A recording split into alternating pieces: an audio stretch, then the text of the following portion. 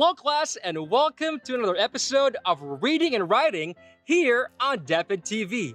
I am beyond excited for another practical and useful lesson for all our senior high school readers and writers all over the Philippines. So sit tight, grab that pen and a piece of paper and make sure you take good notes. This class is for you if you're having a hard time with your essay writing or you have that teacher who you're scared of because of that really bad essay. Boring. Well, don't be scared. I got this for you. Nobody so just is sit back listening. there, sit tight. I got this. Listen carefully teacher and don't is forget to stupid. like and subscribe our DepEd TV official channel. What? Right, so stupid. Let's play Among Us. That's not nice. This is a lesson. You shouldn't comment like that. Well, you should not teach like that. Yes. Well, Loser. that's rude and uncalled for. If you don't stop that, I would have to shut down the comment section. You stop teaching. We shut you down. That's it. I warned you. Okay? You leave me no choice. There you go. Whew. Sorry about that. I didn't think I'd be trolled while teaching. By the way, have you ever been trolled before? Trolled, you know, when people tease, bully, or call you names in social media for no good reason. Not a good habit, by the way. Internet trolls usually spam the comment section and steal attention from the video, usually to distract, tease, or provoke a reaction from the viewers. Some trolls even go as far as to insult and defame other people. Now listen, this is an example of the misuse of language. Language is a powerful means for self-expression, encouragement, communication, and other purposes that are positive and empowering. However, some people use language to shame, bully, defame, and even destroy others.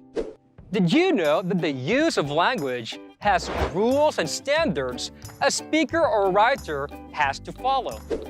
Today's lesson is all about language use and the rules and standards on how to properly use them in writing. This may seem directed to essays.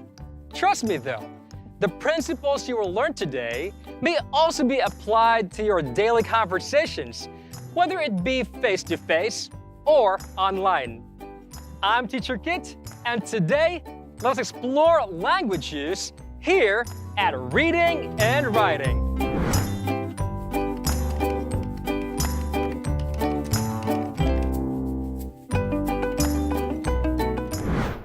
Remember when you were in elementary, writing your very first love letter to that girl with the long hair and sparkling eyes? You may have even written "smile before you open" on the envelope. For this letter, you use sappy and romantic language to make your crush blush. In other forms of everyday writing, you may have used varying language for a Facebook post maybe, or an excuse letter, or a long rant to your best friend. We use different language and writing styles depending on our purpose. We adjust and adapt the way we speak or write based on the people we are writing for, as well as the context or situation. In essays, we use specialized language devised for academic writing. We call this academic language.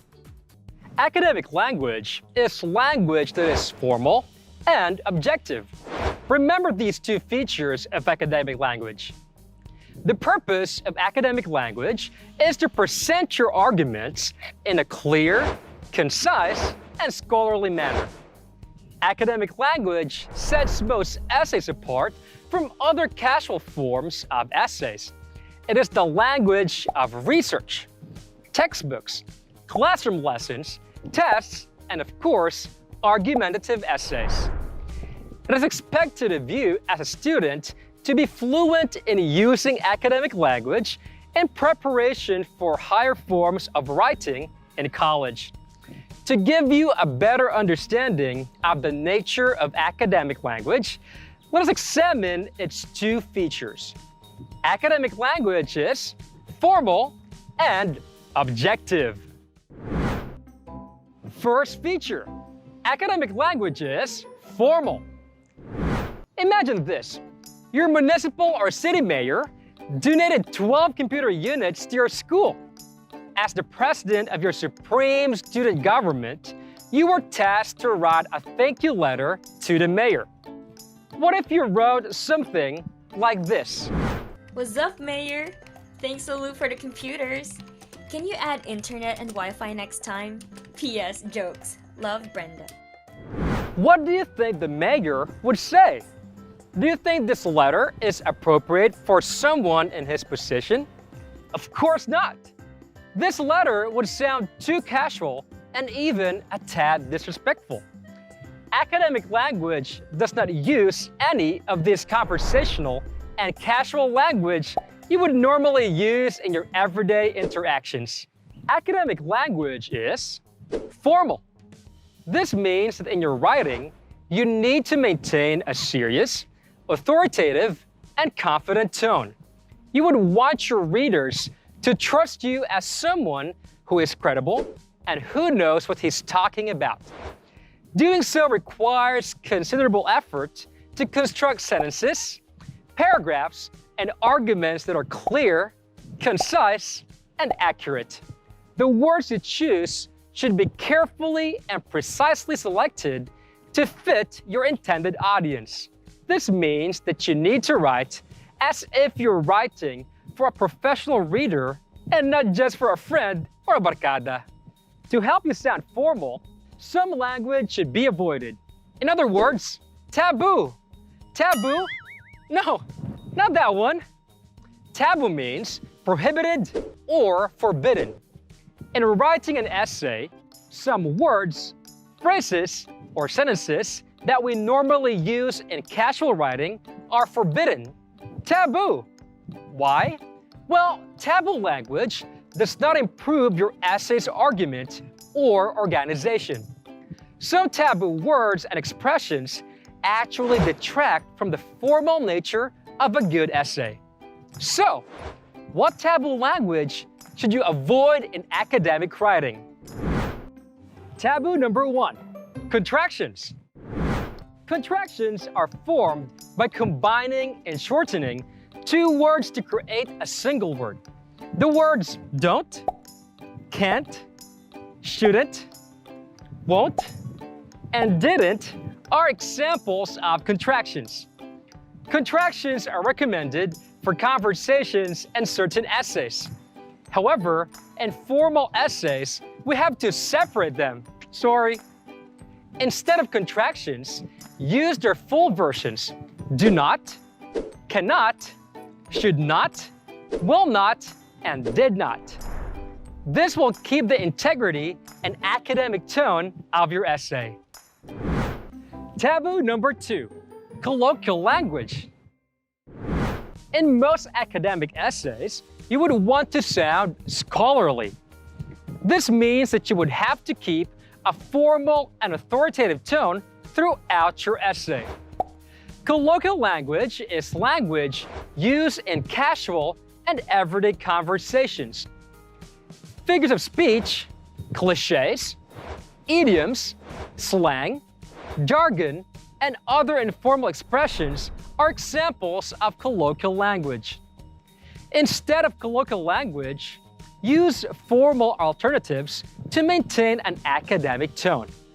For example, instead of the phrase, really hard to do, write, difficult to practice.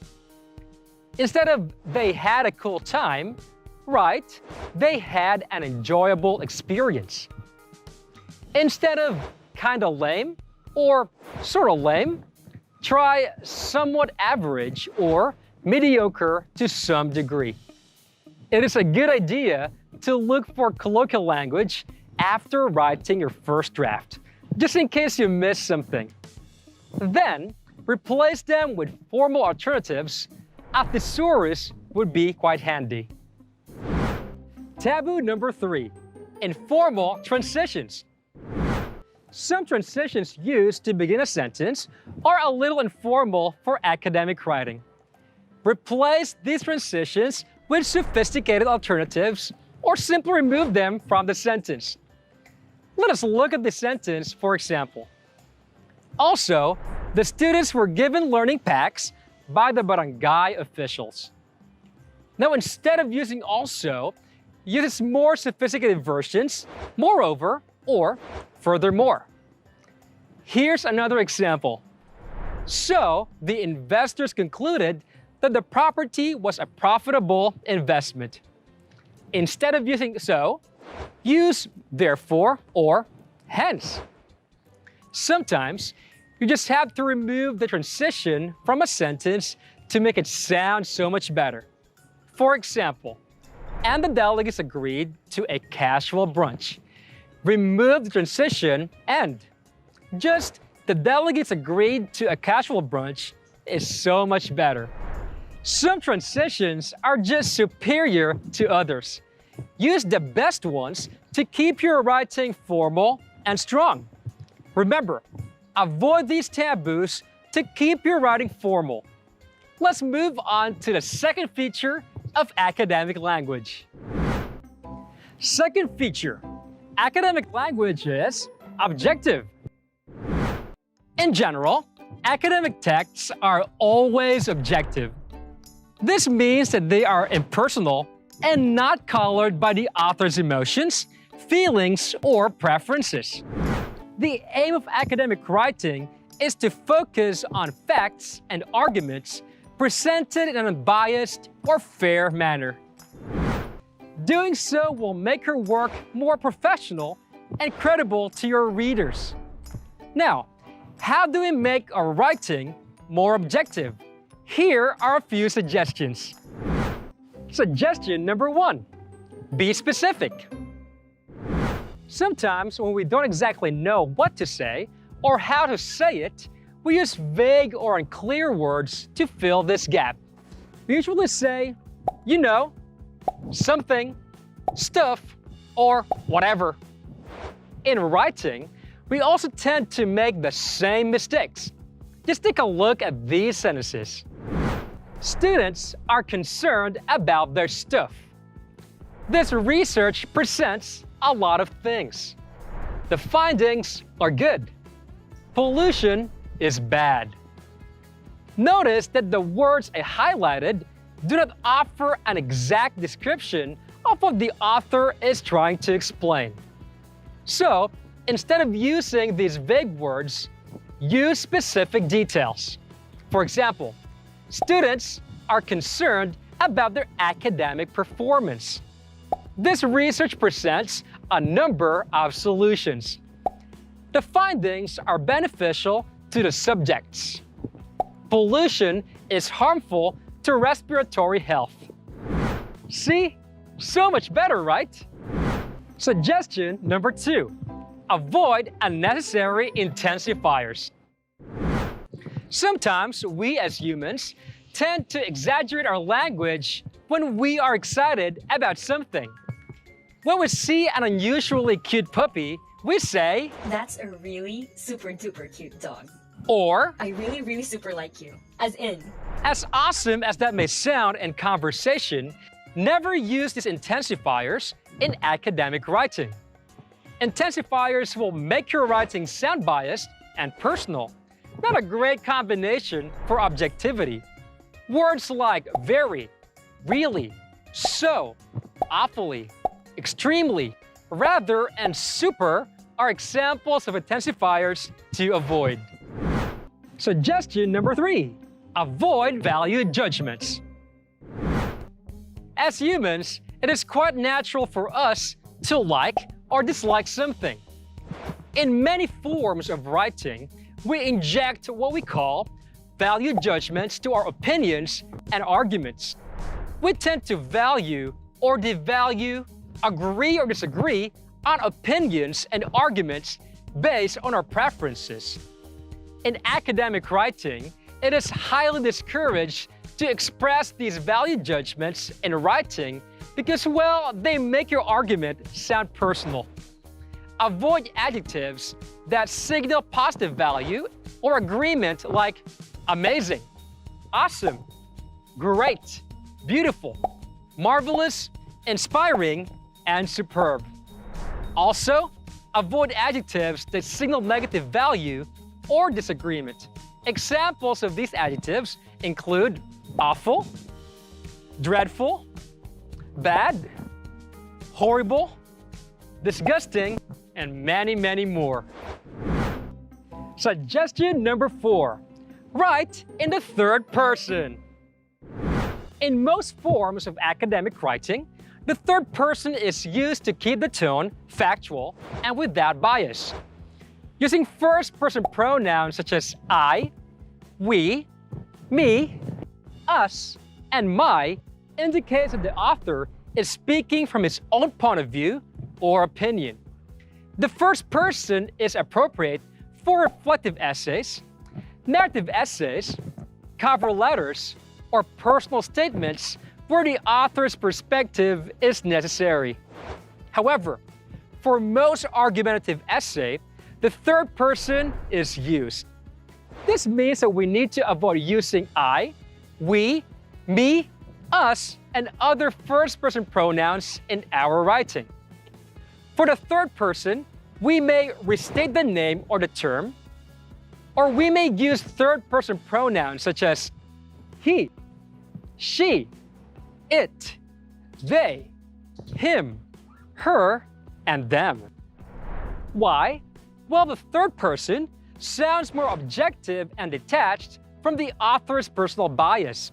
This is why it is used in most argumentative essay, even research. So, instead of writing, I don't care, write, this essay does not value that opinion. Rather than saying, don't try this at home, say, this research discourages the practice of this method at home. And those are the 4 suggestions to make your essay sound more objective and without bias. Make sure to try these suggestions on your next essay and see the difference. We have discussed the 2 features of academic language, formal and objective.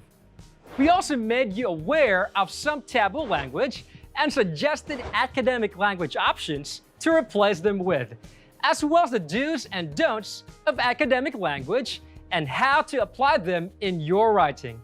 These standards and rules will improve your tone and overall quality of your writing significantly. You will sound more credible, authoritative, and confident in your essays. You'll also be able to address specific audience properly and appropriately. This lesson tells us that there are rules about language that we should follow in order to be effective and appropriate. These rules must be applied, especially in public platforms such as social media. Oh, look at that! It's Teacher Mark from Personal Development. What's a previous request? Hey, Teacher Mark, how's it going? Hi, Teacher Kit. I'm doing great. I heard you talking about language use in social media. As a personal development teacher, I would like to offer some insights for our students who are watching right now. Sure, Sir Mark. Take it away. Social media is a wonderful and a powerful platform to express yourself and connect with friends and family online. We have to remember, though, that social media is a community. Much like your barangay or your village, you are not alone in this community. With that knowledge, it is best to follow these few rules on proper social media language. Rule number 1. Exercise the golden rule. Confucius' timeless golden rule. Do unto others as you would have them do to you should be applied in social media. If you would not speak that way to a person face to face, then you should not do it online. Rule number 2. Speak kindly. Although you may be typing away on a screen, there is a real person on the receiving end reading your comments. They could get hurt or be offended with what you say or post on social media. So, be kind. Be nice. Do not spread hate. The world has enough of that. Instead, spread positivity and love. Rule number 3. Comment responsibly. Make sure that your comments are appropriate to the context of the post or the video you're watching. Avoid spamming the comment section with rude, sarcastic, or unrelated language. Respect both the creators and viewers of this content. Take the words of Jean B. Bingham. Words have surprising power, both to build up and to tear down. Choose to build up. Don't be a troll. That is amazing advice, Sir Mark. Thank you for joining us. You should come visit us again sometime. It is a pleasure to be able to share some useful rules with your class. By the way, I have to go, but I'm looking forward to another opportunity to visit you again. See you soon! Teacher Mark sure is awesome. And that concludes today's lesson. I hope you learned something new and worthwhile that would help you in your future essays. We are dedicated in helping you become better readers and better writers. I am Teacher Kit, reminding you to keep reading, because a reader is a leader. Keep writing and you can change the world. Keep being awesome and tune in next time to Reading and Writing.